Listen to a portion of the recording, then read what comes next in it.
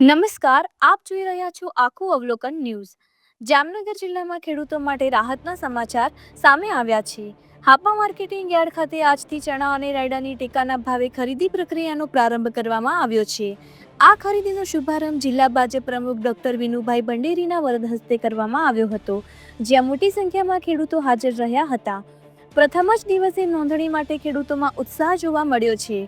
મળતી માહિતી મુજબ ચણાના પાક માટે હજારો ખેડૂતો નોંધણી કરાવી ચૂક્યા છે, જ્યારે રાયડાના પાક માટે પણ નોંધપાત્ર સંખ્યામાં નોંધણી થઈ રહી છે. ખેડૂતોમાં આ યોજના પ્રત્યે વિશ્વાસ વધતો જોવા મળી રહ્યો છે. સરકાર દ્વારા નક્કી કરાયેલા ટેકાના ભાવ મુજબ ચણા અને રાયડાને બજાર ભાવ કરતાં વધુ કિંમતે ખરીદવામાં આવી રહ્યા છે, જેના કારણે ખેડૂતોને સીધો આર્થિક લાભ મળશે. માર્કેટિંગ યાર્ડ ખાતે ખરીદી પ્રક્રિયા સરળતાથી ચાલે તે માટે તમામ જરૂરી સુવિધાઓ ગોઠવવામાં આવી છે. ખેડૂતોને કોઈ મુશ્કેલી ન પડે તે માટે ખાસ કાળજી લેવામાં આવી રહી છે. આ ખરીદી પ્રક્રિયા આગામી સમય સુધી ચાલુ રહેશે, જેથી વધુમાં વધુ ખેડૂતો તેનો લાભ લઈ શકે.